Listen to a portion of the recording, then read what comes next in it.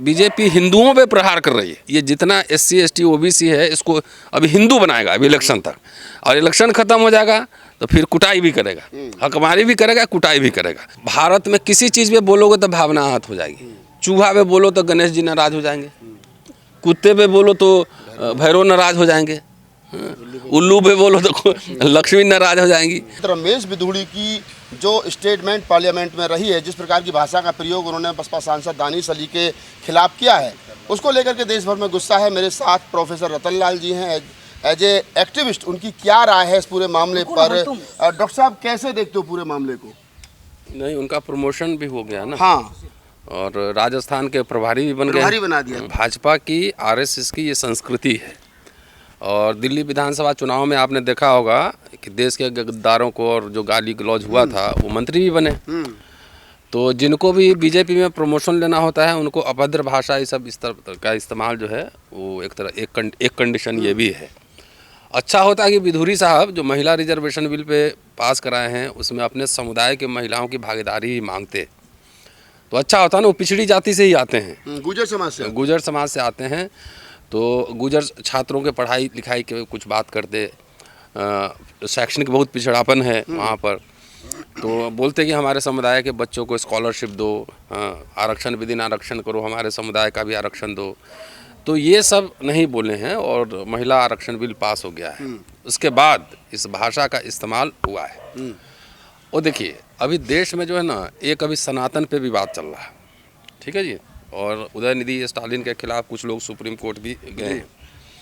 तो ये विवाद चल रहा है और जाहिर है कि दक्षिण में मुँह की खाएंगे, वहाँ कुछ चलेगा नहीं। तो बीजेपी के पास कोई राजनीतिक मुद्दा है नहीं, तो किस मुद्दे पर लड़ेगी? महिला आरक्षण बिल भी जो लेकर आए हैं और जिस तरह के कंडीशंस हैं उसके हिसाब से तो 10 साल लगेंगे कम से कम उसको लागू होने में।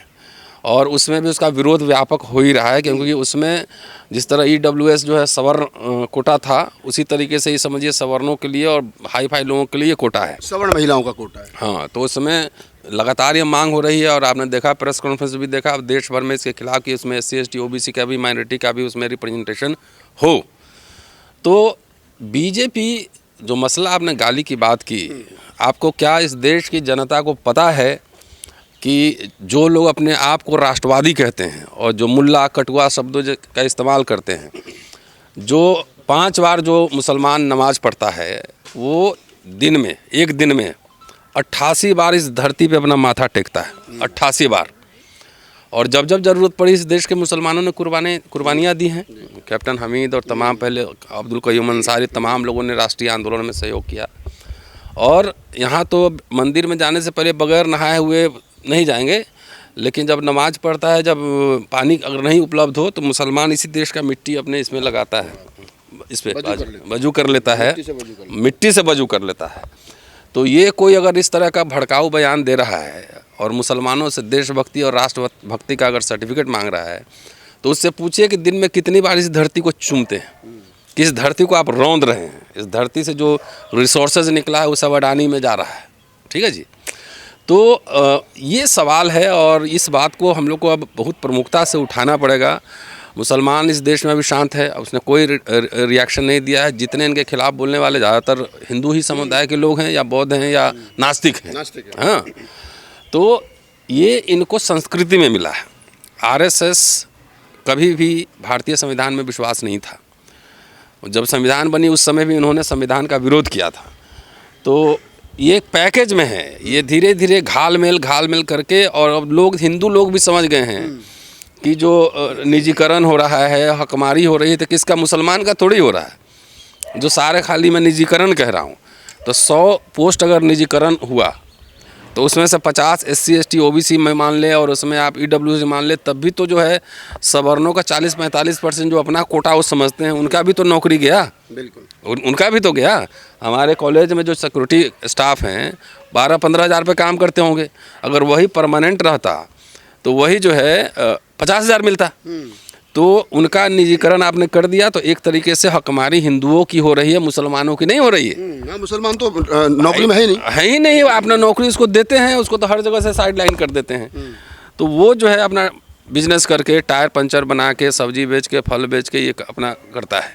तो ये सब जो निजीकरण, आरक्षण की खात्मा है, तो बीजेपी हिंदुओं पे प्रहार कर रही है। समझ रहे हैं बात। तो कुछ मुद्दा नहीं है, तब इलेक्शन आ रहा है ना, तो हिंदू मुसलमान ये करेंगे, लेकिन इस बार हिंदुओं में खुद भी जागृति आ रही है। ये कुछ मिला नहीं, यूनिवर्सिटी कॉलेज का बहुत बुरा हाल है। तो एक तरह से समझिए कि इलेक्शन की ये रणभेदी हो गई है, फिर पुराने ट्रैक पर आएंगे, हिंदू मुसलमान करेंगे। अभी 4 राज्यों में चुनाव है, हार का डर है, तो ये जितना SC ST OBC है इसको अभी हिंदू बनाएगा अभी इलेक्शन तक, और इलेक्शन ख़त्म हो जाएगा तो फिर कुटाई भी करेगा, हकमारी भी करेगा, कुटाई भी करेगा। तो इस देश के लोगों को जो लोग सुनते हैं, समझते हैं, पढ़े लिखे, गांव में इस बात को प्रचार करना चाहिए कि गांव में, मैं तो गांव में पढ़ा हूँ सरकारी स्कूल में, और वहाँ सुबह से शाम तक क्लास लगती थी, 2 रुपये 4 आने 5 पैसे में पढ़ लेता था पहले। अब गाँव में स्कूल सारे ख़त्म हो गए, सरकार लाखों स्कूल बंद कर चुकी है। तो स्कूल अब आपके गांव में जब ख़त्म हो जाएंगे तो जो पढ़ने का एक अवसर था ना, वो ख़त्म हो रहा है सब कुछ। शिक्षा गया तेल लेने, तो शिक्षा ख़त्म, मतलब बेसिक रीढ़ ही तोड़ रहे हैं इसको। तो पढ़े लिखे लोग, अब देखिए संसद में रविशंकर प्रसाद, हर्षवर्धन जैसे लोग इस बात पर हंस ठहाका लगा रहे थे। तो आप समझ रहे हैं ना कि RSS में जो ट्रेनिंग लेती है उसकी वकालत, उसकी डॉक्टरी की डिग्री भी जो है ना, वो चले गोबर गणेश हो जाता। जो दलितों को गाली दे, मुसलमानों को गाली दे, बीजेपी में वो नेता बन जाता, सांसद बन जाता, उसको प्रमोशन मिल जाता। जी एकदम डेफिनेटली। तो अब डेमोक्रेसी है ना, लोगों को समझना पड़ेगा कि इनके खिलाफ इतना बल्क में वोट करो कि EVM की हेरा फेरी भी करे तब भी न जीत पाए। उसको लेकर के बहुत ज़्यादा विवाद हो रहा है देश में। जो सवर्ण मानसिकता के लोग हैं वो पूरा वकालत, मतलब उसमें कहीं ना कहीं कटाक्ष कर रहे हैं। वो एक्चुअली पढ़े लिखे होते तो बात समझ लेते हैं। जो पढ़ा लिखा आदमी, वो ओम प्रकाश वाल्मीकि जी की कविता है, बहुत चर्चित कविता है। फिल्म एक्टर्स जो अब नहीं हैं, इरफान खान, उन्होंने जयपुर लिटरेरी फेस्टिवल में ये पढ़ा था। ये वो ठाकुर, वो सिंबल है, वो जाति नहीं है। तो ठाकुर तो नाई भी ठाकुर लिखता है हमारे यहाँ तो लोहार भी ठाकुर लिखता है, हमारे यहाँ तो भूमिहार भी ठाकुर लिखता है, हमारे यहाँ ब्राह्मण भी ठाकुर लिखता है।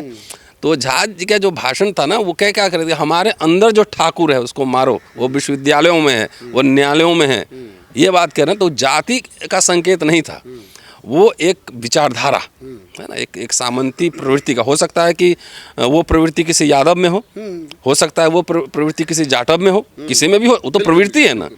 तो ये अननेसेसरली इसको तूल दिया जा रहा है। मामला वो था नहीं, वो जाति को लेकर था नहीं कि इस पे। अच्छा ये मुझे बताइए कि ठाकुर पे किसी का कॉपीराइट है? चौधरी कहीं एक जाति तो है ठाकुर समुदाय जैसे। नहीं, ठाकुर जाति नहीं है, ठाकुर टाइटल है। क्षत्रिय जाति नहीं है, राजपूत जाति है। समझ रहे हैं बात, राजपूत जाति। अब लोध राजपूत भी तो लिखते हैं, माली राजपूत। तो ये अननेसेसरी। देखिए, अगर राजपूत समुदाय ये क्लेम कर दे कि जाके मुहर लगा ले कि ये मेरा ही टाइटल है, तब एक क्लेम बनता है। अब मेरे यहाँ तो नाई लिखते हैं ना, कई जातियाँ लिखती हैं ठाकुर। तो वो जो सिंबलिज्म था एक तरह से, वो सामंती प्रवृत्ति के खिलाफ था। अब कह रहे हैं कि विश्वविद्यालय में ठाकुर, तो विश्वविद्यालय में कितने ठाकुर यहाँ पे, एक हमारे वाइस चांसलर जरूर हैं, लेकिन कितने प्रिंसिपल ठाकुर होंगे? जितने देश में वाइस चांसलर हैं सब ठाकुर ही हैं। जितने देश के बड़े पद पे बैठे हुए सब एक ही जाति के नहीं है ना। तो वो एक सिंबलिज्म है, एक प्रतीक के रूप में उसको लिया गया था। उसको आउट ऑफ कॉन्टेक्स्ट है ना, उसको इंटरप्रेट करके अब इनको भी लाइमलाइट में। साहित्यकार कभी किस परिवेश में इस बात से अगर आप मानो तो भारत में किसी चीज़ पे बोलोगे तो भावना आहत हो जाएगी। चूहा पे बोलो तो गणेश जी नाराज हो जाएंगे, कुत्ते पे बोलो तो भैरव नाराज हो जाएंगे, उल्लू पे बोलो तो लक्ष्मी नाराज हो जाएंगी। तो ये मजाक बनाने मतलब कोई बात हुआ? ये रियल मुद्दों से भटकाने के लिए वो बात करें। वो जाति के संदर्भ में नहीं है बात, वो मानसिकता के संदर्भ में बात की थी। तो आप प्रोफेसर रतनलाल थे, और साहित्यकार की अपनी रचना लिखते वक्त उसके मन मस्तिष्क में क्या चल रहा होता है, उसका अपना एक उस समय का दिमाग होता है, वो क्या सोच रहा है। आदम गौड़वी साहब की कविता है कि आइए महसूस करिए ज़िंदगी के ताप को, मैं चमारों की गली तक ले चलूँगा आपको। तो उस समय उन्होंने वो कविता लिखी, देश में चर्चित हुई, और आज तमाम चैनलों पर वो मिल जाएगी।